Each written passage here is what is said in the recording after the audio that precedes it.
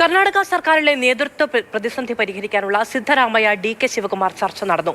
DK. ശിവകുമാറിന്റെ വീട്ടിൽ വെച്ചാണ് രണ്ടാം ഘട്ട പ്രാതൽ ചർച്ച നടന്നത്. ഡി.കെ. ശിവകുമാറും താനും ഒറ്റക്കെട്ടാണ് എന്നും മറിച്ചുള്ള പ്രചാരണങ്ങൾ തെറ്റാണെന്നും സിദ്ധരാമയ്യ പറഞ്ഞു. കെ.ബി. ശ്രീധരൻ വിവരങ്ങളുമായുണ്ട്. ശ്രീധരൻ, പരിഹാരമുണ്ടാകുമോ?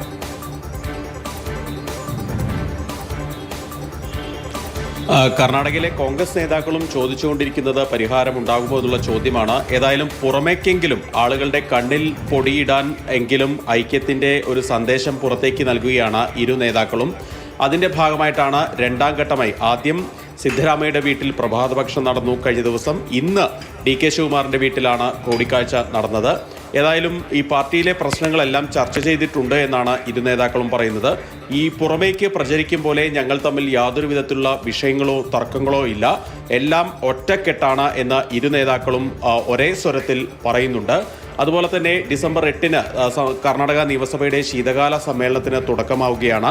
അന്ന് അവിശ്വാസ പ്രമേയം കൊണ്ടുവരാൻ JDS-ഉം BJP-യും ഉദ്ദേശിക്കുന്നുണ്ട്. നിലവിൽ ഈ കോൺഗ്രസിനുള്ളിലെ പ്രതിസന്ധി മുതലെടുക്കുകയാണ് ഇരു പാർട്ടികളുടെയും ലക്ഷ്യം. ഏതായാലും ഇതിനെ ഒറ്റക്കെട്ടായി നേരിടുമെന്ന് തന്നെയാണ് നേതാക്കൾ പറയുന്നത്. അതോടൊപ്പം തന്നെ ഇപ്പോൾ പന്ത് ഹൈക്കമാൻഡിന്റെ കോർട്ടിലാണ്. നേരത്തെ പോലെ തന്നെ ഹൈക്കമാൻഡ് വിളിച്ചാൽ ചർച്ചയ്ക്ക് പോകും എന്ന് സിദ്ധരാമയ്യ വ്യക്തമാക്കുന്നുണ്ട്. ഡി.കെ. ശിവകുമാറും നേരത്തെ ഹൈക്കമാൻഡ് തീരുമാനം എന്തായാലും അംഗീകരിക്കുമെന്ന് പറയുകയും ചെയ്യുന്നു. നാളെ KC വേണുഗോപാലും സിദ്ധരാമയ്യയും ഒരേ വേദിയിൽ മംഗളൂരുവിൽ വെച്ച് ഒരു പരിപാടിയിൽ പങ്കെടുക്കുന്നുണ്ട്. ഇവിടെ വെച്ച് ഈ ചർച്ചകൾ ഈ വിഷയങ്ങൾ മുഴുവൻ ചർച്ച ചെയ്യുമെന്നാണ് പ്രതീക്ഷിക്കുന്നത്.